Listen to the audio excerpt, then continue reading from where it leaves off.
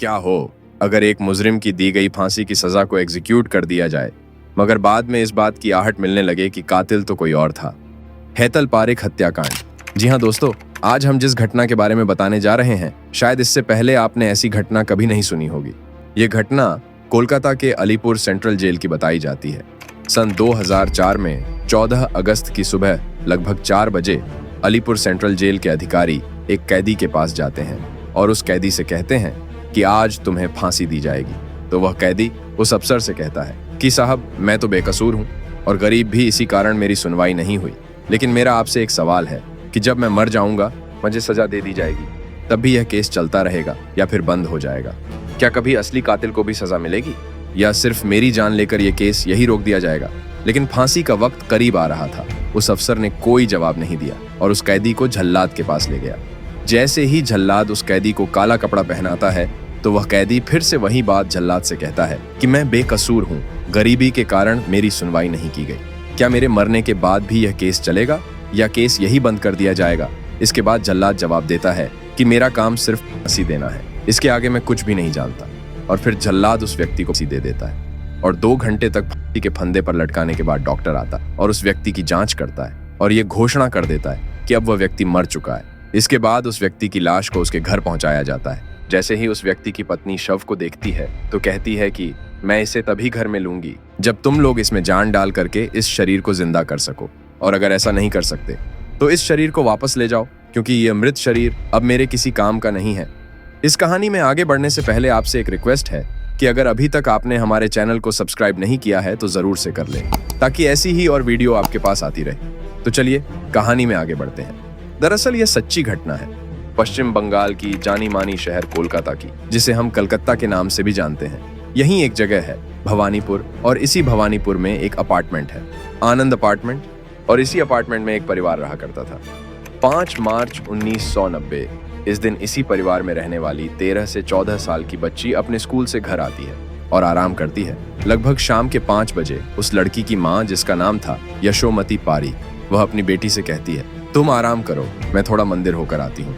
इसके बाद वह महिला लक्ष्मी नारायण मंदिर चली जाती है और लगभग 1 घंटे के बाद यानी 6:05 पर घर आती है। जब वह अपने घर के दरवाजे को खोलने जाती है तो वह दरवाजा अंदर से लॉक होता है। फिर वह डोर बेल बजाती है और जोर जोर से चिल्लाती भी है, लेकिन उसके बाद भी दरवाजा नहीं खुलता है। धीरे धीरे आसपास के लोग भी वहां इकट्ठा हो जाते हैं और जब काफी समय तक कोशिश करने के बाद भी जब दरवाजा नहीं खुलता है तो दरवाजे को तोड़ा जाता है, और जब दरवाजा टूटता है तो अंदर के दृश्य को देखकर लोगों के कलेजे मुंह को आ जाते हैं। दरअसल वह 13 से 14 साल की बच्ची जमीन के फर्श पर खून से लथपथ पड़ी हुई होती है और आसपास के सभी सामान भी बिखरे हुए थे। बच्ची के शरीर पर बहुत सारे घाव थे। माँ जैसे ही अपनी बेटी को देखती हैं, वह तुरंत अपनी बेटी को अपने गोद में उठा लेती है और दौड़ते हुए डॉक्टर के पास जाती है और डॉक्टर से कहती है कि मेरी बेटी कोई हरकत नहीं कर रही है, ना ही बोल रही है और ना ही मुझसे कुछ कह नहीं रही है, प्लीज मेरी बेटी को ठीक कर दो।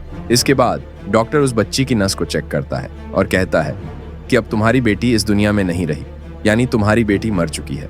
इसके बाद उस बच्ची को वापस उसी घर में लाया जाता है जहां पर उसके साथ यह हैवानियत की गई थी और बेड पर लेटाकर सफेद चादर से ढक दिया जाता है। कुछ समय के बाद लगभग 7 बजे के आसपास महिला अपने पति को फोन करती है, जिसका नाम नागरदास पारीक होता है। महिला सारी घटना के बारे में अपने पति से बताती है। उसका पति जैसे ही घर आता है अपनी बेटी को देखकर रोने बिलखने लगता है। फिर यह बात पुलिस तक पहुंचाई जाती है और लगभग 8:30 बजे पुलिस उस जगह पर पहुंच जाती है। इसके बाद पुलिस उस बच्ची के शव को पोस्टमार्टम के लिए भेज देती है और रिपोर्ट के आ जाने के बाद यह बात सामने आती है कि बच्ची की बड़ी ही दर्दनाक मौत हुई है। उस बच्ची का गला घोंट कर हत्या किया गया था और उसके शरीर पर लगभग 21 गहरे घाव के निशान भी थे। उसके शरीर की अलग अलग हड्डियां टूट चुकी थी। यही नहीं बल्कि उसके साथ रेप जैसी हैवानियत भी की गई थी। हालांकि कि बच्ची अपने आप को बचाने का बहुत प्रयास भी करती है, जिस वजह से उस बच्ची को बहुत ज्यादा मारा जाता है। ये बात कमरे की हालत को देखकर भी साफ पता चल रही थी और इसी बच्ची का नाम था हैतल पारिक और वह कक्षा 10वीं की छात्रा थी। इसके बाद पुलिस इस मामले की जांच शुरू करती है और सबसे पहले इस बच्ची के माँ बाप से पूछताछ करती है। इस बच्ची के पिता बताते हैं कि वे गुजरात के रहने वाले थे। सन 1987 में वे सब कुछ छोड़ छाड़ कर अपनी बेटी हैतल पारीक और पुत्र भावेश पारीक और अपनी पत्नी यशोमती पारीक के साथ कोलकाता में आकर के बस गए थे। और वह बताते हैं कि वह आभूषण यानी सोना चांदी का काम किया करते थे और इस काम में वह अपने बेटे को भी साथ रखते थे और पत्नी भी घर बार देखा करती थी, जबकि उनकी 14 साल की बेटी भी इस क्षेत्र के एक स्कूल में पढ़ाई करती थी। सुबह के 7 बजे तक वह घर से निकल जाती थी और दोपहर के 2 बजे तक वह घर वापस भी आ जाया करती थी। अब तारीख होती है 1 मार्च 1990 और इस दिन भी हैतल पारेख दिन के लगभग 2 बजे अपने स्कूल से घर आ रही होती है कि तभी सोसाइटी का गार्ड, जिसका नाम था धनंजय चटर्जी, वह इस बच्ची को गंदे गंदे इशारे करने लगता है और कुछ अपशब्द भी बोलता है। हालांकि यह बच्ची उस गार्ड के पास जाती है और उससे बोलती भी है कि आप तो मेरे पिता के उम्र के हैं, आप मेरे अंकल हैं, मेरे साथ ऐसा दुष्ट व्यवहार क्यों कर रहे हैं। और साथ ही ये सारी घटना बच्ची अपनी माँ को भी बताती है। ये पूरी घटना को सुनने के बाद माँ कहती है कि शायद तुम्हें कोई गलतफहमी हुई है, वह गार्ड ऐसा नहीं है, हम यहाँ बहुत सालों से रह रहे हैं, अगर इसके बाद भी ऐसी कोई बात होता है तो फिर मुझे बताना। और माँ यही कहकर उस बात को दबा देती है। इसके बाद बच्ची वापस स्कूल आने जाने लगती है और एक बार फिर 3 मार्च 1990 को वह बच्ची जब स्कूल से घर आ रही होती है तो गार्ड उसका रास्ता रोक लेता है और कहता है कि क्यों ना आज हम साथ मिलकर फिल्म देखें, आओ सिनेमा हॉल चलते हैं, वहां बैठेंगे, मूवी देखेंगे और कुछ प्यार मोहब्बत की बातें भी करेंगे।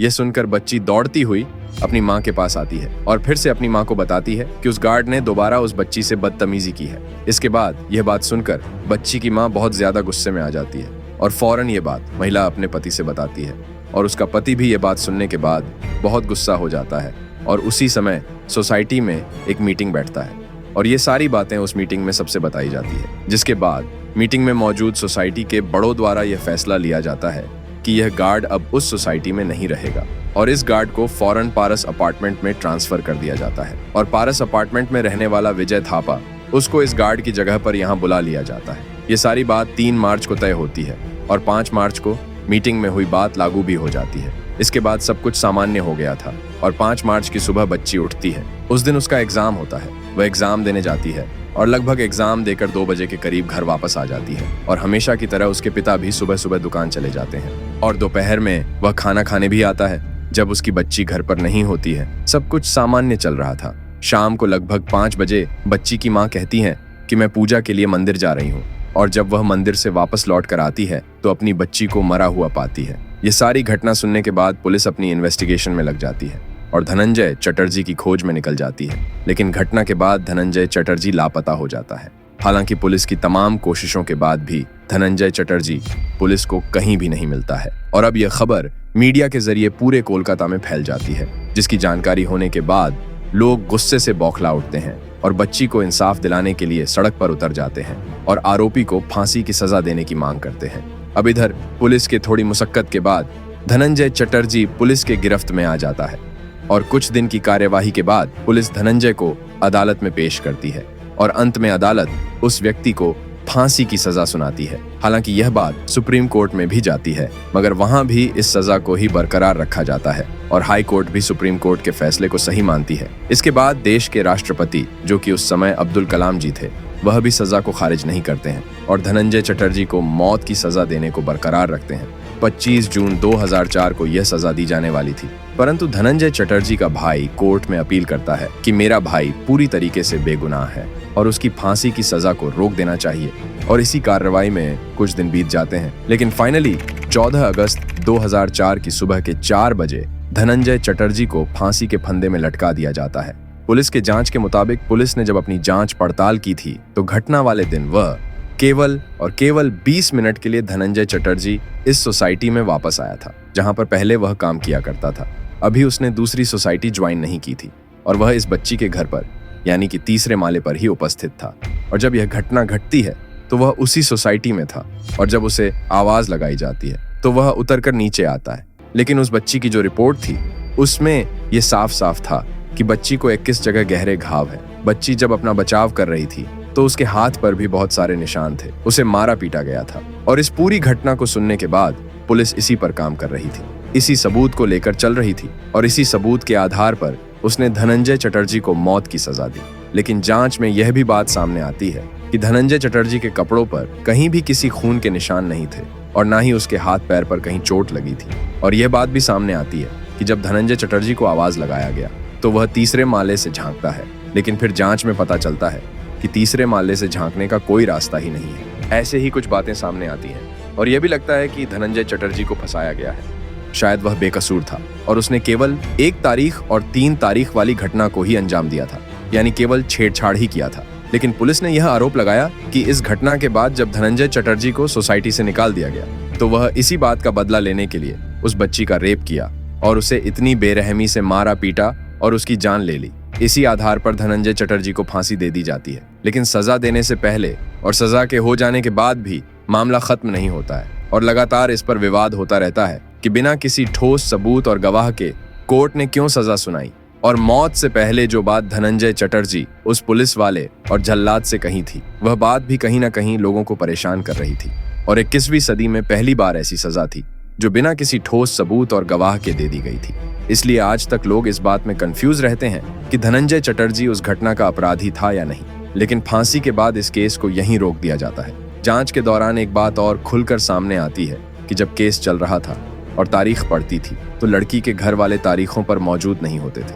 उन्होंने इस केस से दूरियां बनाना शुरू कर दिया था। लेकिन पुलिस और प्रशासन इसको अपनी जिम्मेदारी समझते हुए धनंजय चटर्जी को सजा सुनाकर इस केस को वहीं समाप्त कर देती है। और इसको लेकर आज भी लोगों के मन में अलग अलग सवाल उठते रहते हैं। खैर, इस पूरी कहानी को सुनने के बाद आपको क्या लगता है? क्या धनंजय चटर्जी फंसाया गया था? और आप इस घटना के बारे क्या सोचते हैं? अपनी राय कमेंट बॉक्स में जरूर दें। और हाँ, अगर अभी तक आपने हमारे इस चैनल को सब्सक्राइब नहीं किया है तो जरूर से कर लें, क्योंकि हम इस चैनल पर ऐसे ही इंटरेस्टिंग सत्य घटना पर आधारित क्राइम्स वीडियो लाते रहते हैं। अब मिलते हैं ऐसी और घटना के साथ। तब तक के लिए जय हिंद, जय भारत।